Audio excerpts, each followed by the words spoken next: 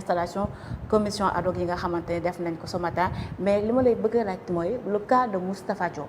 Parce que si on se souvient il y a cela peut-être moins d'1 mois njëkkoon nañu lever immunité parlementaire je voudrais savoir c'est-à-dire pour Sénégalais aussi tey ku ñu xas ba lever sa immunité parlementaire est-ce que chaque étant député à chaque fois qu'il y ait scandale wala à chaque fois justice soxla la dañu war a demaat lever sa immunité parlementaire. exactement noonu lay demee et levée d'immunité parlementaire boo xoolee.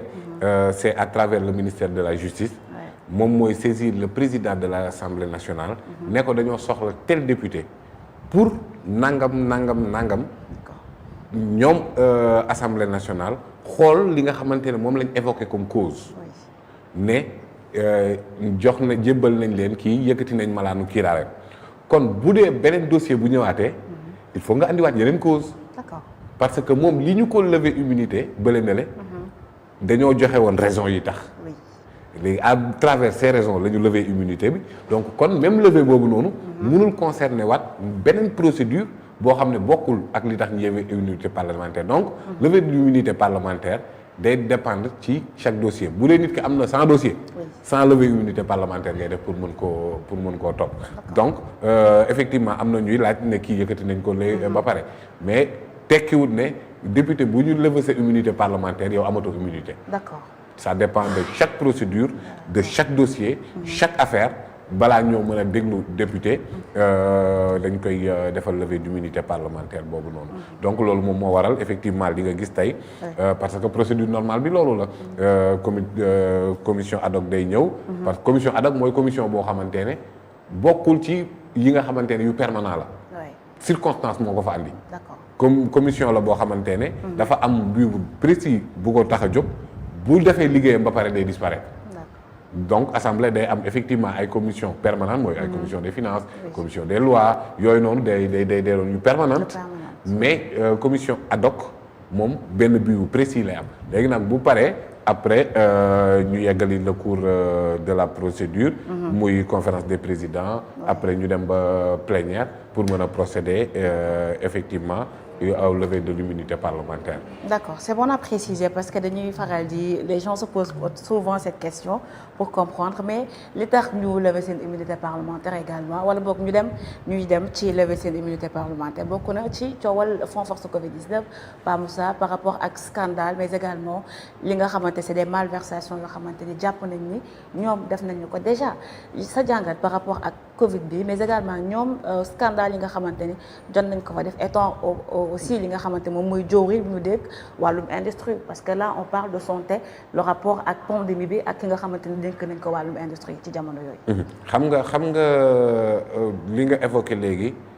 contexte bu particulier la woon ci àdduna. muy li ñu doon wax la pandémie Covid-19. alors loolu dafa permettre woon devant lu ñuy woowee panique généralisée. àdduna bi yëpp nekk ci interrogation crise sanitaire à l'époque ñu defoon lu ñuy wax la loi d'habilitation c'est-à-dire les règles normales de procédure de passation de marché transparence règles yi nga xamante ne moom moo amoon yëpp pour permettre à ce que ñun askanu Sénégal ñi nga xamante ne ñun ñoo cotiser jox ñiy jiite mais lépp loo xamante ne ñu ngi koy dépenser dafa am ay mécanismes yoo xamante ne fa la waroon jaar alors loi d'habilitation bi ko Idrissa Seck moo ko waxoon j'espère mu ne ndox buy fay taal jarut a segg waaw léegi nag jaruta segg boobu noonu xëy na daa am ñu ci naan putit xëy na daf ci am ñoo xamante ne dañ cee naan ndox bu infecté léegi nag bu loolu noonu yëpp dale parce que si on se rappelle bien le premier ministre actuel à l'époque nekkoon ci opposition bi mu génnee après sa rencontre avec le président Macky Sall aussi il avait alerté par rapport ak xaalis bi nga xamante ne ñu ngi ko doon joxe directement ak bi nga xamante ne ñu ngi ko doon jox indirectement par le fisc. on s'en rappelle Serigne Mountakha Bachir yàlla na fi yàgg téwér génne 200 millions joxe ndekete booba it am na ñoo xamante ne malgré situation de crise bi malgré nit ñaa ngi dee nit ñaa ngi ami interrogation ñii ngi laajte mais ndekete booba am na ñoo xamante ne ragaluñ ci dara ñu ngi dóor alalu askan bi alors léegi on n'est pas à la ci stade condamnation.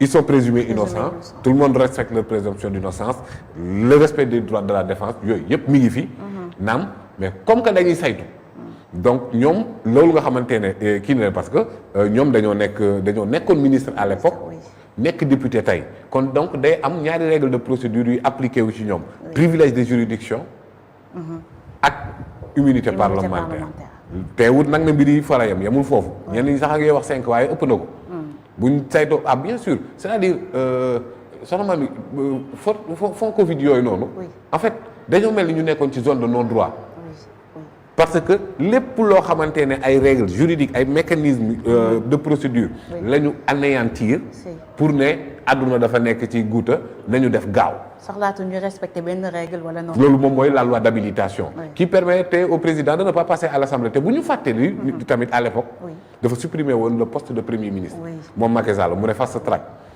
donc nag boo supprimer poste premier ministre nga am une loi d'habilitation mais yow da ngay jàkkaarloog yëf yi nii. D'accord. moo tax certes il y a des responsables et des coupables. ci biir kii bi attelage gouvernemental ak yeneen mais pour man le premier responsable s'appelle Macky Sall. moom lañ defal loi d'habilitation de ce n'était pas aux autres. moom moo dindi premier ministre jàkkaarloo nag maintenant amatul lu dox digganteem ak kii au principe fallacieux de fast track et de pandémie.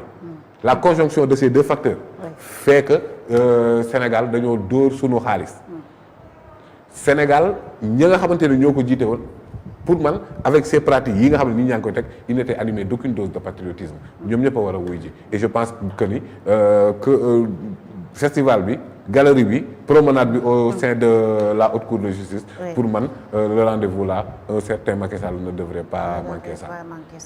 C'est important mais Pape Moussa par rapport ak li nga xamante moom lañ leen di toppee parce qu'ils sont toujours présumés innocents. Absolument. Et également par rapport ak ba tey rapport yi souvent ñi ñuy faral di épingler d'habitude ce sont les DAGE entre autres mais c'est rare quand même rare fois ngay gis que ni ministre bi en personne moom la ñu épingler mais au-delà de ça dañuy dem ba ci biir loi texte et loi yi tey ku luubal xaalis c'est-à-dire que amul benn sanction bu nga xamante ne à la base c'est-à-dire loo xamante ni criminaliser sax les deniers publics comme on a l'habitude. man dama jàpp ne crime weesuwul loolu. soxna Mamy am na moment boobu ñuy wax koo xamante ne ñàkk na bakkanam ndax masque.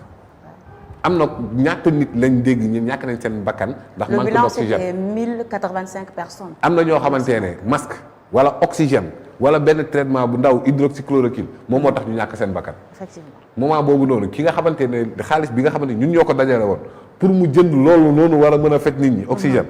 ki ko ne tungaañ kay yaa ko rey. donc kon Mamy tout le monde peut paraître scandalisé. ci parfois yenn lois yi nu ñuy doxee ci réew mi. nga sàcc ab bëy. criminel nga. nga dóor milliards askan bi simple fait délictuel la. sàcc bëy vol de bétail crime la. crime la effectivement. alors nga sàcc milliards askan bi bëgg a nekk délit. c'est d'où l'importance de cette question. moo tax man bañ demee woon ca assise dañ doon def ca justice maa nga fa woon. j'avais proposé la criminalisation de toute infraction liée aux deniers publics. Mamy les deniers publics on doit les toucher avec une main tremblante. mais ces gens-là ils font du giro. alors vu sur cet angle-là pour man warul am benn politique de magnanimité d'indulgence envers ñi nga xamante ne ñoom ñooy des coupables d'infraction sur les deniers publics. parce que moment boobu ngay wax mbas mais moment bii nii am na ñoo xamante ne ndox bu ñu naan boo demee fan ay jëri ndox dafa am problème. Daaru Mbapp dans la commune de Nioro ndox bu ñu naan problème la. malgré tout cette conjonction de facteurs défavorables à une vie décente mais am na ñoo xamante ne ñi ngi jëli milliards askan bi nekk coow du jëpp. alors léegi bu dee dañoo bëgg lu dissuasif. il faut que les sanctions soient sévères. alors tey jii nii oui parce que bu nekkee homme politique moom. lu muy njëkk a wax moom yéem a politiser affaire yi taf yëngal nangam. oui bu leen neexee seen combat politique mais ñun askanu Sénégal. au nom de qui la justice est rendue et qui contribuons. mais contribution boobu noonu nit ñëw ne ko tungaañ. après bëgg a gën a rëy la main taxaw ci kanam nit ñi tamit loolu ça ne peut pas prospérer.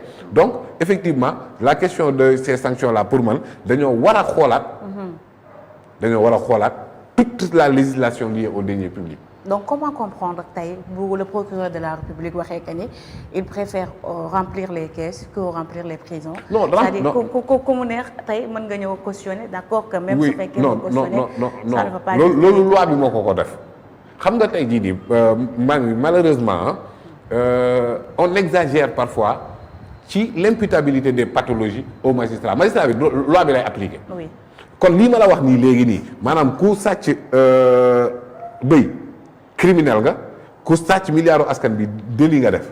mais loolu lu ci yoonu magistrat bi moom mënu ci dara. loi bi assemblée lañ ko voté te loi boobu moom moo dellu si waat vas-y voir l'article 140 si ma mémoire est bonne du code de procédure pénale qui dit que ne yow bu ñu la jiiñee détourné nga 100 millions boo cautionner l'intégralité de la somme mën nañ la may liberté provisoire.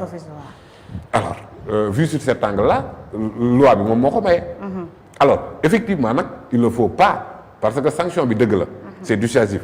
sanction bi dëgg la c'est à la hauteur même sax pour man yeggagul sax à la hauteur de dommage bi wala préjudice bi mu subir askan bi. loolu yëpp dëgg la mais aussi baax na tamit nga delloo nga fakk réew mi koppar gi ci nekk donc remplir les caisses de l'État loolu nekkul loo xamante ne tamit c'est quelque chose à négliger. parce que boo xoolee ci régime yi fi succédé wu yëpp yi alternance am chaque régime a sa justice. sa justice. Maintenant, le peuple a aspiré à la justice. Tey jii nii la traque des biens mal acquis vous vous rappelez? Oui. Oui, la liste de 25 personnalités du régime Wade. Oui. On a empoché combien? 0 francs. 0, oui. Finalement, y a que Karim Wade qui avait répondu. Oui. Et on ne parlerait pas des deniers publics, mais de l'enrichissement illicite. Abdoulaye Wade avait fait des audits. Lan moo dellu ci gafaka réew mi dara. Alors que nag loolu tamit objectif bu am solo la remplir les caisses de l'État parce que aussi on en a besoin. Maintenant sanctionner les coupables loolu tamit foog naa ne ce n'est pas négligeable donc fexe ba allier les deux léegi nag en cas da nga am benn je pense si on en croit au procureur il préfère parce que tamit prisonnier bi beneen charge la ci État léegi nag bu amee garantie de représentation bi war peut-être rien ne s'y oppose. Garantie de représentation. Parce que tamit gars yi ñoxoon njaay ñu jël tangente bi de. léegi bon voilà am na ñoo xamante ne nekkuñu fi. peut-être que la justice va ne mélanger aucun effort pour essayer de rapatrier nos fonds scandaleusement disparus. Alors Pape Moussa ba tey ci scandale yooyu ak wàllu justice bi ci li ñu